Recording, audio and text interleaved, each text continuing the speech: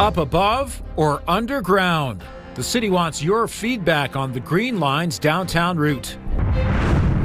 Another summer of inconvenience. We'll all have to choose the side street, but you also don't want to annoy the neighbors on the next street over. Bowness residents know water main construction will affect them again. And it's a multi-billion-dollar development. There's all that stuff that this has to comply with our bylaws and our policies. Why the town of Old supports a massive data center. CTV Calgary, local breaking news with Ian White. Good afternoon. Public engagement starts tonight for the downtown route of the Green Line LRT. An elevated line is planned, but the city isn't closing the door on a tunnel for the train. Jordan Canigan is along 10th Avenue Southwest. So, Jordan, that's where the train is supposed to pass through.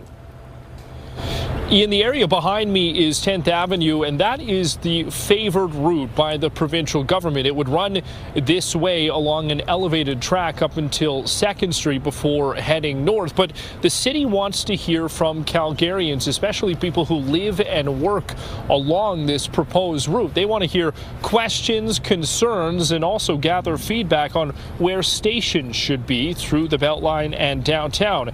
This probably sounds familiar. That's because feedback and studies have been done before, and a tunneled option was chosen 5 years ago. That was canceled by the province, and the city now needs a functional plan and a cost for an elevated track. Alberta government estimates tunneling would cost about 3 times more than an elevated line, and cost is a priority. Still, though, the city's information page states a final decision has not yet been made, and feedback could dictate what actually moves forward. There are some very legitimate concerns that I'm anticipating to hear through the consultation process that I'm sure are going to be daylighted. And I can't speak for the provincial government, but I'm sure that they'll be looking in good faith at these considerations if there may be future adjustments or changes that are required down the road. Now, the city's first virtual engagement session happens tonight at 6 p.m. online. They'll also have in-person sessions that run from February 18th to the 22nd at the Memorial Park Library. Yeah. Thank you, Jordan. The section of 16th Avenue has been closed in the northeast because of a fatal crash. It happened just after 2 this afternoon. It appears the vehicle slammed into a bridge abutment. Police say a man was declared dead on the scene. They are still piecing together how it happened. 16th is closed in both directions at the Stony Trail exit ramps. Police have released an image of a getaway car as they continue to search for suspects in a shooting in Redstone. Investigators say this dark-colored sedan, believed to be a 2003 to 2008 Toyota Corolla with black rims, picked up 2 men after the shooting. On January 24th, home security video captured several shots being fired at a home.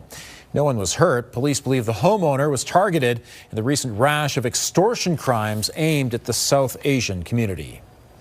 If you have any info about the shooting or the car, call police or Crime Stoppers.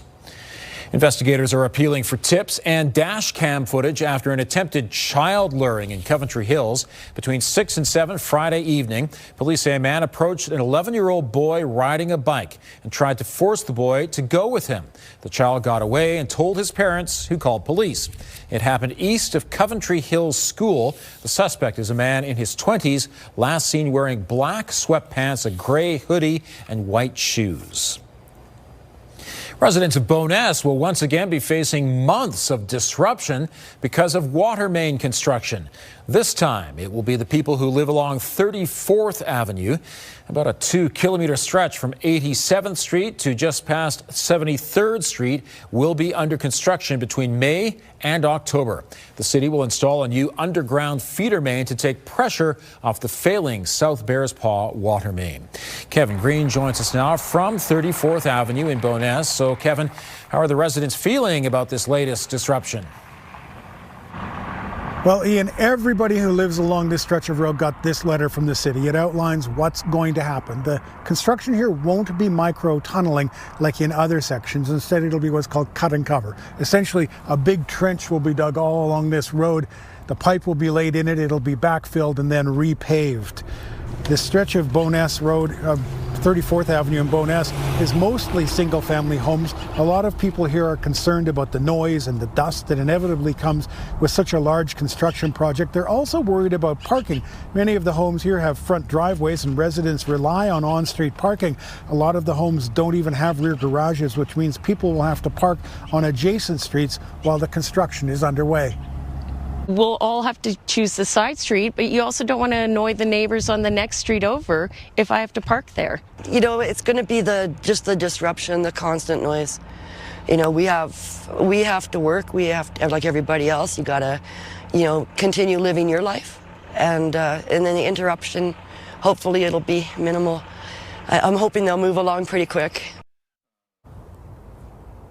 The work is supposed to start in May and continue through to October. The reason that the city says it's not micro-tunneling this area is that all of the micro-tunneling equipment that it can muster is being used to go underneath the bridge, underneath the train tracks and underneath the river.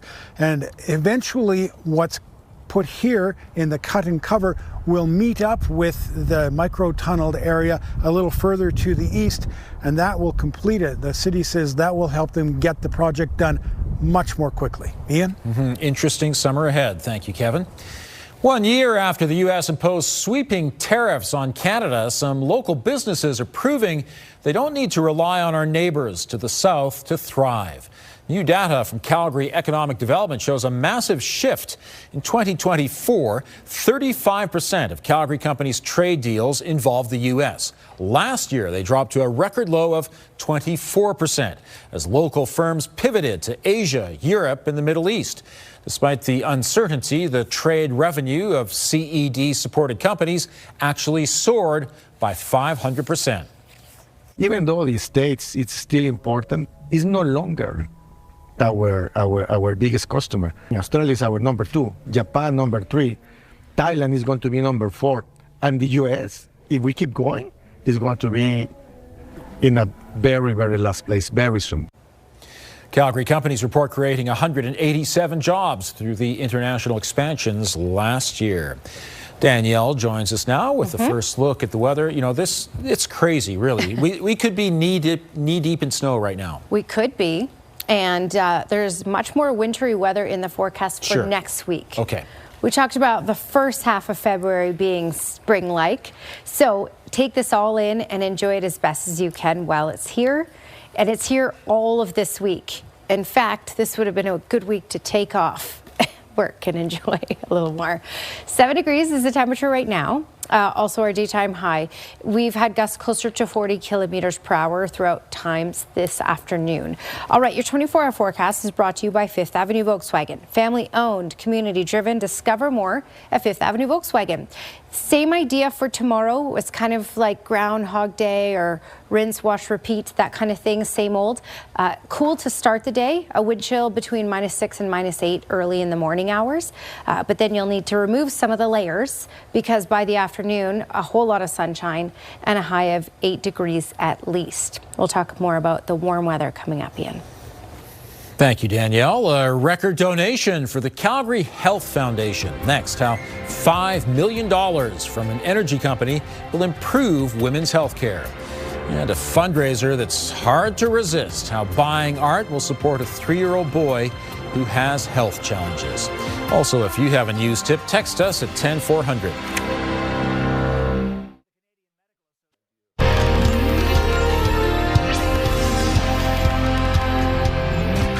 Calgary energy giant Suncor is giving $5 million to establish a new women's health center. The money goes to the Calgary Health Foundation to set up the center at the Foothills Hospital inside the old Tom Baker Cancer Center. It will bring together the pelvic floor clinic, pregnancy and infant loss program, colposcopy, obstetrics and gynecology. The aim is to shorten wait times, modernize equipment and improve care. This is the largest corporate donation in the foundation's history. A Calgary woman and her aunt are selling art through an online gallery to help a young family member. 3-year-old Beckett was born with a brain injury and has been diagnosed with cerebral palsy. He's undergoing a number of therapies to improve his quality of life. Melanie Miro and her Aunt Suzanne have created dozens of paintings to sell online in the Little Bee Gallery. all the money will help Beckett's family with costs Alberta Health and Insurance don't cover. Yeah, we've covered his care costs for 2024 and 2025. So when we're talking about care costs, that's his weekly physiotherapy. He does quarterly therapy intensives, which is like 2 weeks where he has multiple sessions a day, physio, OT, SLP, which is speech language pathology. The family is facing bills of more than $25,000 a year. For more information, head to our website, ctvnewscalgary.ca. All right, this weather just carries on, certainly for the rest of the week and for pretty much most of the weekend too. Yeah, like Groundhog Day, rinse, wash, repeat. How many other ways can you say this? Same old status quo. Broken record, that's a good one too, yeah. Steady Eddie. For those of us who remember records. Yes. I don't. What are those? Kidding. Okay, Skywatch weather cam. Yeah, we have a little bit of cloud cover, but we've got a ton of sunshine, and the sunshine will continue tomorrow. We've had gusty conditions in most communities today, but that will not continue for tomorrow. So tomorrow will be just as sunny, but we'll have calmer winds and temperatures will be just as warm. Okay, 65 kilometers per hour. That was the max in Pincher Creek today. So gusty south of the city for sure. And 41 was our max so far in Calgary, and will likely be around that 40 mark at times for gusts over these next couple of hours before things quiet down for the night. This is what it's done to temperatures. We have warm temperatures. Live temperature right now in the city is 6 degrees. It's 7 in Brooks, 6 in Medicine Hat, Lethbridge, Milk River, and 3 in Pincher Creek. So mild, will get even warmer in the next 2 days, and then we'll start our slow decline. So the jet stream is just to the north of us. We're still technically under somewhat of a ridge of high pressure. It's not the strength that we had last week, so we're not looking at record-breaking warmth, but we're looking at warmth much like what we've seen today, and we may even get into the double digits in the coming days. I'll show you that in the longer range in just a second. This is going to slump down, especially by the weekend, and the whole game will change for next week. Next week, daytime highs will be in the minus single and minus double digits. We're looking at snowfall next week, so next week will be wintry. So enjoy this spring-like weather while we have it, this false spring. All right, in the radar and satellite, you can see the cloud cover here. This is all following along the jet stream, which is just to the north of us. We have clear skies in the south, and that will continue to be the story tomorrow as well. I'm just going to play this through for the next 2 days, really, because there's not a whole lot or no reason to stop. There may be some cloudy periods at times over the next few days, but no real active weather. 5-day forecast looks like this. 8 degrees for tomorrow, but keep in mind a wind chill of anywhere from -6 to -8 for the morning hours. So layers are good for tomorrow, because then you'll need less layers by the afternoon when it's sunny and 8. Likely double digits for Thursday, and then we start our very slow decline. 7 for Friday, 4 for Saturday. By Sunday, maybe 3 degrees. We should be just above that freezing mark for Sunday. At the freezing mark closer on Monday, and then after that we will certainly notice some wintry weather. It will be much cooler, minus single digits for Tuesday and Wednesday. By Friday of next week, a daytime high in the minus double digits with snowfall. Thanks, Danielle. You may recognize him from Saturday Night Live. And now Michael Longfellow is back where he started, stand-up comedy. Ahead of his Calgary show, he'll tell us about his departure from SNL.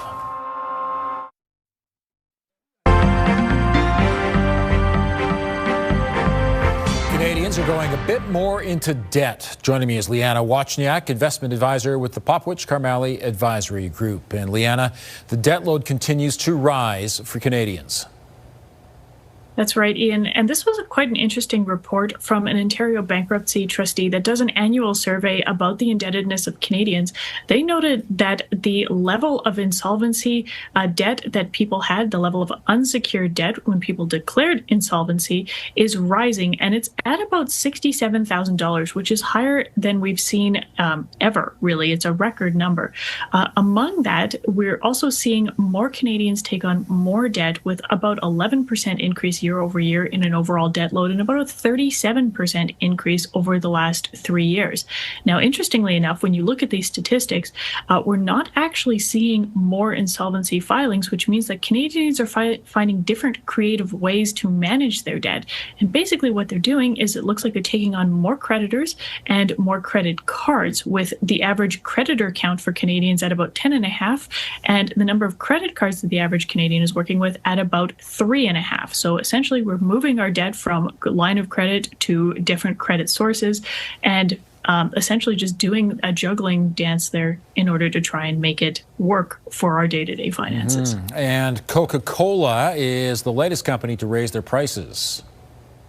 That's right. And they've raised the prices about 4% in North America over the last quarter. Now, despite that, they are seeing demand growing, particularly in the areas of things that are, let's call it, healthier for you among their selection of beverages. In particular, their Coca-Cola Zero Sugar version of their popular soda has come up about 16% in terms of demand overall. And we're also seeing the water, coffee, tea areas also do well for them.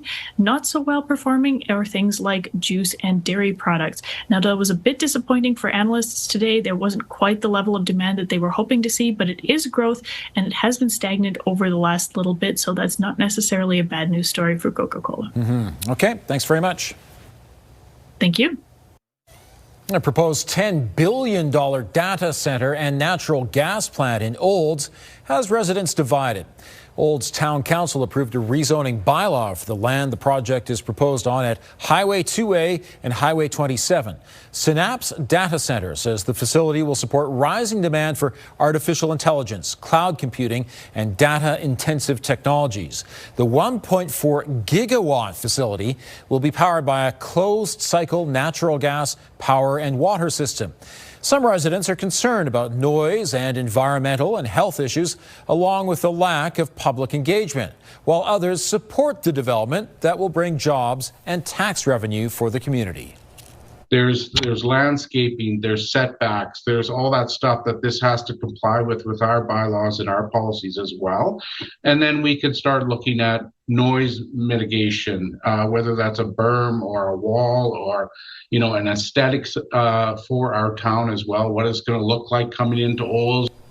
The company hopes to begin construction in the next several weeks for the data center, with the slated operational date set for the middle of the year. The federal government is planning to add 8,000 electric vehicle charging ports across the country. The $84 million project is part of the federal auto strategy announced last week. Canada currently has 30,000 EV charging ports from coast to coast. The Assembly of First Nations is in Calgary, and their chief has a warning about Alberta's separatism. Here's Tara Nelson with a look ahead to CTV News at 6. Hi, Ian. Chief Cindy Woodhouse-Nepanak says a Canadian rupture could happen if there's a referendum. She warns misinformation and foreign interference could fuel a devastating consequence. The chief also calls the entire movement illegitimate. Join us at 6 for reaction. Also ahead, Canadian Airlines have suspended flights to Cuba. Coming up, we will hear from an Albertan waiting to return from the Caribbean island. Ian. Thanks, Tara. Jesus was not Chinese. I thought he was Middle Eastern, but I saw it on a TikTok. Chinese. After 3 seasons on Saturday Night Live, Michael Longfellow is returning to stand-up comedy. He performs March 12th to the 14th at the Laugh Shop in Calgary. And joining us from Phoenix is Michael Longfellow. It's very nice to meet you. It's very nice to meet you. Thank you for having me. So after 3 seasons on SNL, what's it like to make the transition back to stand-up comedy? It's nice. I did it while I was on the show, but you'd have to, take like a month off and then go do it during the breaks. So it's nice you're better at it when you do it every week in a row. And then the show made more people come to the shows. So it's all better all around. Even on Saturday Night Live, you kind of hinted that your material wasn't getting on the air that often. Did you, in a way, see that the end might be happening on that show? No, it was a surprise. I wouldn't have made those jokes if I genuinely thought the end was near. But is what it is. It wasn't weird. I still love everybody there. Talked to the big man. He called me. I'm going to go to a show later this year. But yeah, it was a surprise. It was a bit of I bought a lot of things over the summer that I maybe would take back if I knew it wasn't happening. Michael Longfellow is at the Laugh Shop March 12th to 14th. To see my extended interview with him, visit ctvnewscalgary.ca. Our weather is very gradually cooling off. Right now in the city, it's mainly sunny and +6. Danielle has all the details coming up.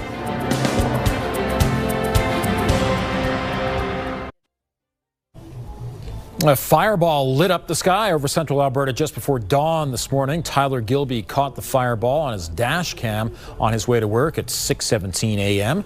Heading northbound on Highway 2A near Carstairs, Brian Evans caught the fireball from his backyard security camera in Edmonton. Several other people from central Alberta posting to the Facebook group Alberta Aurora Chasers also say they spotted this fireball. There are no reports of anything hitting the ground. And congratulations to Tyler Gilby, who caught that incredible image on his way to work at 6:17 a.m. Oh boy, that's an early riser. He is an early riser indeed. Yeah. Of course, you need a nice clear sky to get images like that. He did. Right? And all these security cams nothing goes under the radar anymore. No like kidding. I used the weather reference for that. But under the radar. Nothing goes under that anymore because everyone has cameras everywhere. So we get to see these amazing things that maybe we wouldn't have noticed before. 6 is the current temperature. Today's high was 7. I'm sure you noticed the warmth and the spring-like temperatures that we have for the rest of this week. 8 for tomorrow, likely 10 for Thursday, and 7 for Friday. The mornings will be cool, so layer up for the mornings, and then you can be nice and warm with less layers in the afternoon. Ian? Thanks, Danielle. From blocks of ice to symbols of luck, a unique event celebrating the Lunar New Year is underway in Calgary. These master ice carvers are from a region of China world-renowned for their ice and snow artistry. The sculptures are inspired by significant cultural symbols, including the panda and the Chinese zodiac's Year of the Horse. Live carvings will take place at Eau Claire Plaza on Thursday and Friday. The sculptures will then be on display in Eau Claire and in Chinatown as long as the weather permits. That's the key thing. Thank you for joining us. Now here's the early edition of the CTV National News.